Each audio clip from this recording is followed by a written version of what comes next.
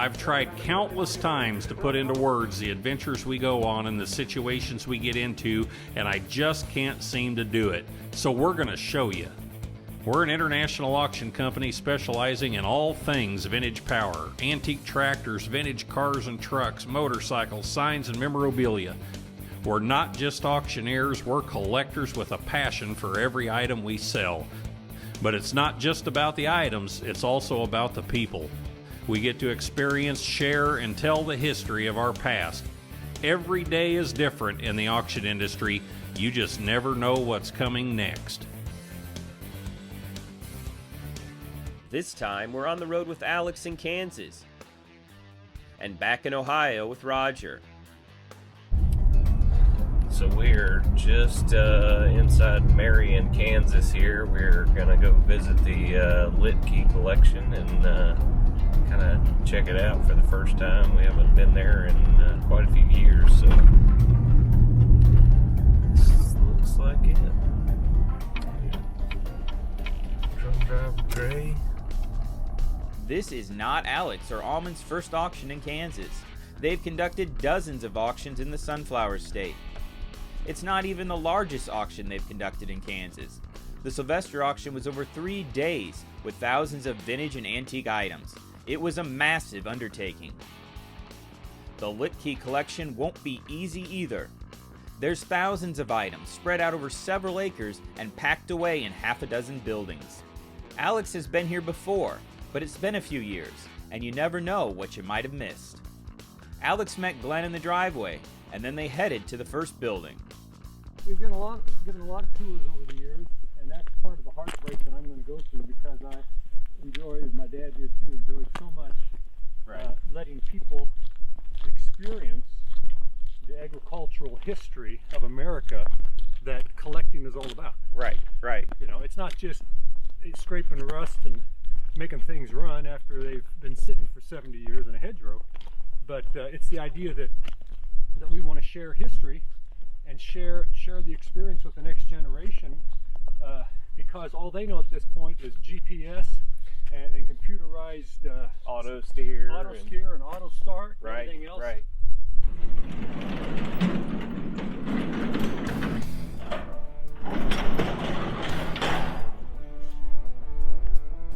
Wow. Yeah.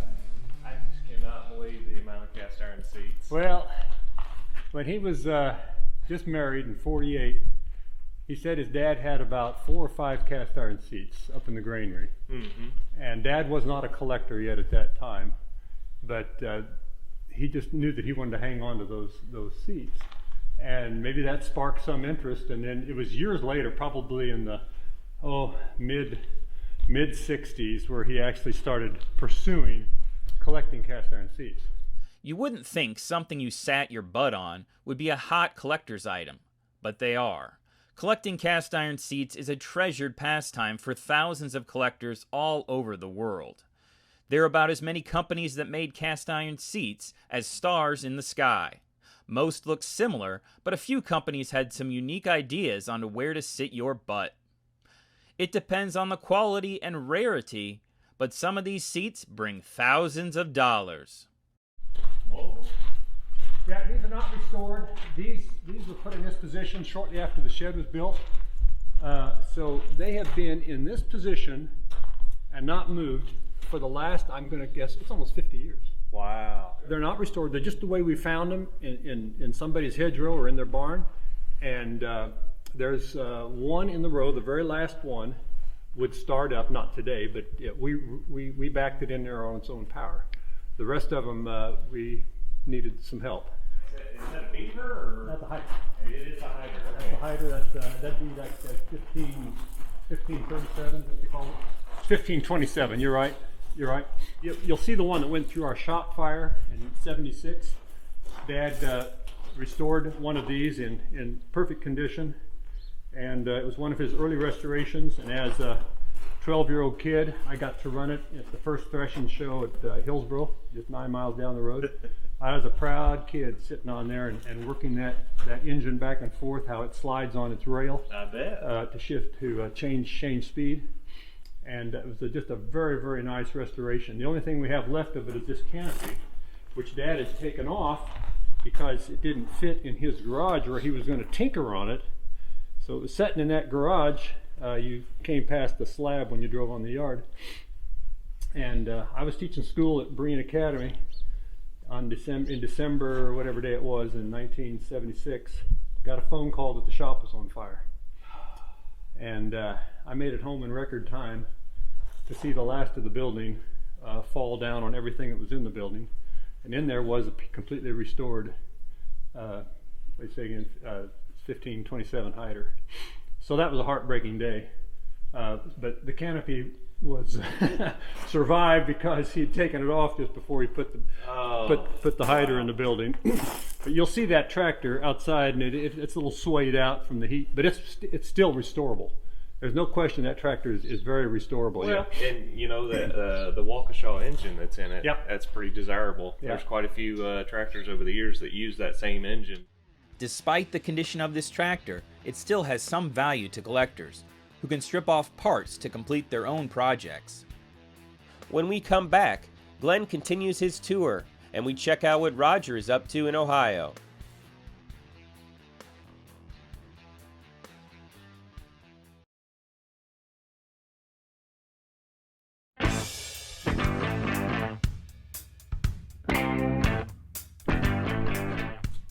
We got, it looks like a Model A here, huh? Yeah, this is a 31 sedan. Yeah, pretty nice, isn't it? Yeah, they used to have it's in good shape. He has a couple that we'll show you in a minute that he restored himself, but this is a good solid car, you know. This was kind of like our four-wheeler, our toy. We would just drive it around the farm, through the fields, and we had another one that we would drive like that too. And I was, I don't know, 15 or 16, younger than that, and I got the spark and the choke, and it was in a barn on our other farm, and I finally got it running, backed it in, boom, hit a backhoe stabilizer. We sold it, the dent was still in it. Thankfully it wasn't one of his restored ones. Yeah. Oh, yeah.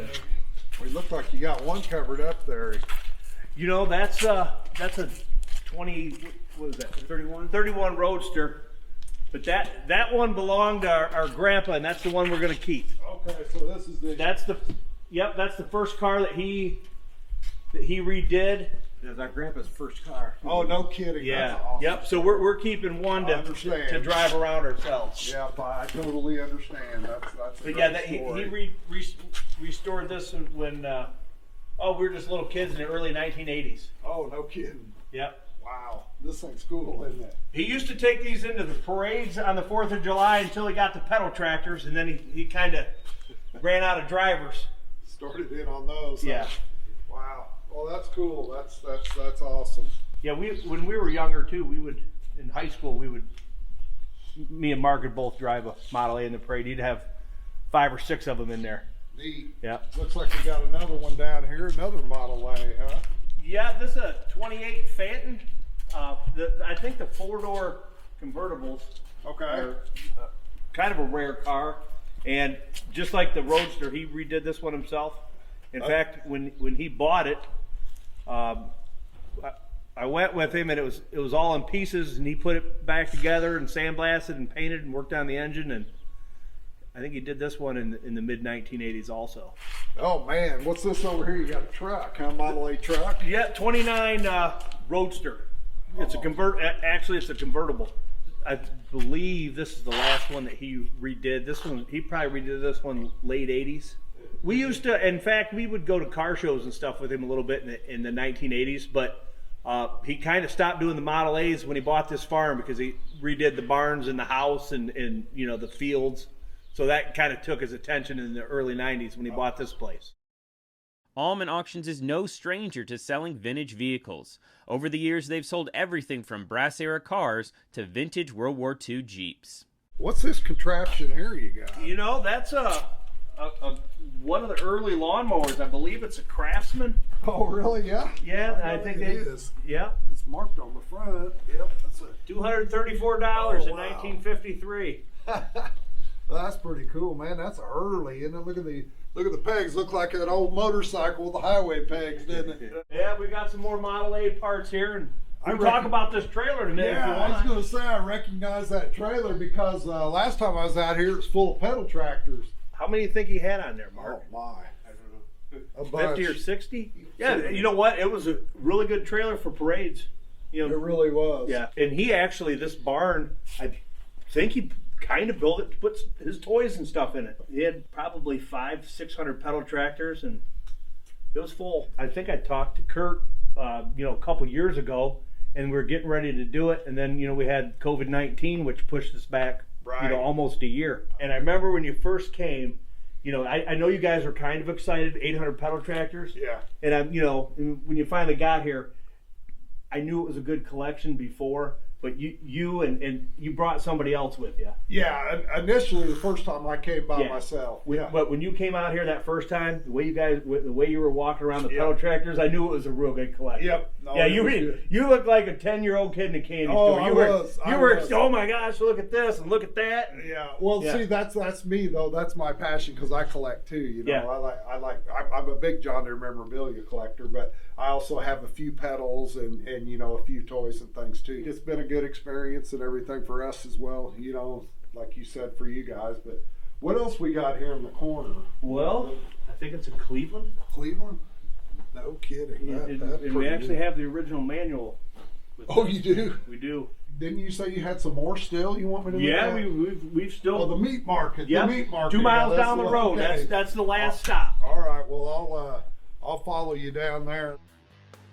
While Roger and the brothers hightail it over to the meat shop, Alex is in Kansas checking out some tractors that haven't seen the light of day in decades. So this tractor, I got a fun story to tell about this. I was a freshman in high school, attending Breen Academy here, Elbing, Kansas, and there was an auction just across the border in Oklahoma, and he's going to send Mom and me to go bid on this tractor. And Mom, like I said before, was his right-hand man, quote unquote. So she was okay with it, but she says, I've never bid at an auction in my life. She's been at auctions, but she just was not comfortable knowing how an auctioneer worked. Right. And hearing the rhythm of that and knowing what the number was. And she was just too nervous to bid on that thing. Well, I'm a freshman. I'm 13, 14 years old. And I've been to a lot of auctions with my dad. And I'm very comfortable with the sound and what people do at auctions. And I'd bought little trinkets and things before myself. So Dad says, well, how about if you and Glenn go? And I'll give Glenn a number, how high she'll bid. And he can go that far. If he doesn't get it for that money, then just leave it alone, come back home. Well, I was excited. I got to miss school. It was a school day. Wow. And Yeah. I got to miss school to go with Mom, and we drove out there to Oklahoma where this thing was selling at an auction. And so the auctioneer comes by and we start the bidding process. And of course, this little 13, 14-year-old kid is raising his hand.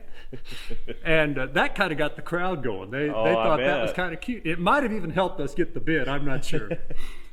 And I got right up to that number, and the bidding quit. And he said, son, you just bought this tractor. And everybody clapped, And so I was really proud here. I had done what I was asked to do. I get to be the bidder. We got exactly to the number and bought it for what Dad said we should give for it. So anyway, I've got good memories of that tractor in that regard. The Massey Harris GPs were ahead of their time. They were a four-wheel drive tractor powered by a 4-cylinder engine that could do 15 horsepower. Only about 3,000 of these tractors were built and would have cost you about $1,000. Today, that would be about $14,500. They're pretty sought after by collectors, and one like this in barn fresh condition could bring a premium. When we return, we're back in Ohio with Roger, and Alex checks out one last building with a treasure trove of collectibles.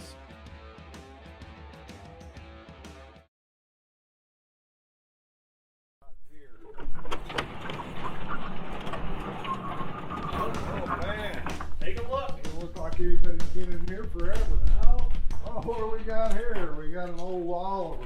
Boy, that looks like a project. Oliver 70. Oliver 70. Now, Yeah. be honest with you, that one's been sitting here a while, but Yeah, that looks like a project. yeah, I think they, yeah. What else you got in here? Well, I think you might be liking these next two. Oh, more Silver Kings, huh? Yeah. Well, there's one. There's another one up there. Yeah, this was a 40s? This from the 40s? 1944 Silver King. Yeah, 44. All right. And these ones both ran not too long ago. Did they? And that might need a little work, but yeah, these are in pretty good mechanical shape. Are they? Okay. Well, looks like we need to air up some tires for sure. Yeah. Yeah, he liked them Silver Kings, didn't he? He did. Silver Kings are fast little tractors, but not nearly as fast as the Minneapolis Moline UDLX. Kurt can testify to that. He got a speeding ticket while taking one for a test drive. Here's the last Silver King, Okay. and this one's 1945. I'll be darned. And he's got Yeah, the let's serial number marked 6202. And, Oh, okay. and I don't know for sure, but I bet they started at 1. Okay. I mean, I Yeah, don't think 62. Silver King made Yeah, a great amount yeah. of tractors. Yeah, made in 45. Yeah. The town of Plymouth actually has a parade every year for the Silver King tractors, and he would take his pedal tractors down there. Oh, okay. In fact, he was in, and I don't even know if I told you this yet. Probably about when he was in Toy Farmer, probably 10 years ago. He was on the cover. He had a tractor on the cover of Toy Farmer with an article. It was a Silver King. Oh, really? Okay. And we kept that one. That's in the house Okay. with that in the magazine. Neat. But it was a Silver King. It looked very similar to these. Looks like we got one more for you, Roger. All right. What do you got down here? You might have to help me with the year on this one, but boy. this is Yeah, let's just John Deere A. Yeah, unstyled A, isn't it? Yep. And this one was, I think not 100% sure, but I think Dad restored this one himself. And, Yeah. Looks like an in older the- restoration. And you know, I don't remember, but I know in the 70s he would buy and sell a few tractors here and there. Yeah. But this tractor, actually, when her parents got married in 1971, they pulled a hay wagon in the wedding party and a keg of beer on this from the church to the hall for the reception. Oh. Yeah. I'll be darned. Yeah. That's cool. Looks like they're buried in cobwebs right now. So she's been sitting a while, hasn't it? This one has, yes. Yep. You got any more in here? Or is this one it? I think this is the end of the tractors. parade? Yeah. All right. Well, good deal. Well, I guess we'll head back up to the house and get started then. Yep. Sounds good. All right. Sounds good. Thanks, guys. Appreciate it. While Roger was shooting the breeze with the Fisher brothers, his team was hard at work, cataloging hundreds of items that will sell on the auction. It doesn't end with the cataloging. The auction still needs to be promoted with digital, print, and direct marketing campaigns.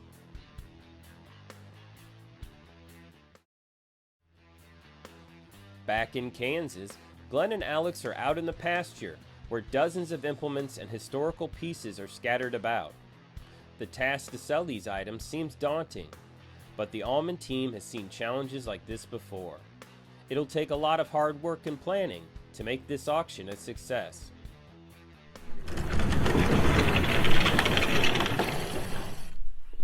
Wow. And he wasted no space. I know. Wow. So this was the chicken barn, and this is where I learned to back the manure spreader into the chicken barn. It's going to be really hard to watch some of this stuff disappear. I can imagine. And I'm the one that's most attached to it, the family, and my siblings and we all get along great, but and they understand. But at the same time, you have to finally do what you have to do. Right. And you've heard me quote scripture before, so if I quote another one in the book of Ecclesiastes, Solomon is talking about the very same thing. He says there's a time for war, there's a time for peace, there's a time to be born, there's a time to die. And I add to that verse, there's a time to collect and there's a time to have an auction. Sure. You know? It just, as tough as it is, but that's how you have to look at life. Well, and we've talked about it. We're caretakers for a little while. That's right. So this starts, these tractors are itemized on the sheet. Yeah. 1916 bull, Dad bought in a hedgerow and built the radiator from scratch, and either found, I don't think he built the tanks, he found the tanks. It's been completely gone through and it runs like a top. It hasn't run now for probably, I'm going to say 20 some years, but it ran when they backed it in here. He's taken it to a few shows, and then he made a custom seat back there. Read the seat on the bull. This is the big bull. They made a little bull and a big bull. Oh yeah. But since he was making cast iron seats, he went ahead and made one for the bull. That's pretty neat. So we're thinking we're going to part with most of this line here. It's going to be hard to let the bull go. Still kind of in discussion with the siblings on that one, but I don't think we. I think we'll let it go. The F12, the Wallace, the Case Cross motor, the Alice, they're on the sale bill, and as is the Emerson. So this will be the big one and the rare one and the I don't know, I guess probably the prize of the collection. It's an impressive outfit. Again, restored in the 70s. Look at the gearing on this thing. These have immaculate, nice square gearing. Yet this tractor just never farmed much in its life. Well, to have the plow guide with it Yeah, and the mounted foot lift plow, Yeah, that's foot lift plow, yeah, pretty special. it really is. Yeah, pretty special. Alex has finished his tour, but he's still got more work to be done before he can get in the truck and head back to Illinois. Alex will be back at least one more time before the auction to get items out and to start cataloging the collection. For now, it's back to Illinois, where the work begins to promote the auction. The auction is just a few months away, and there's a mountain of things to be done.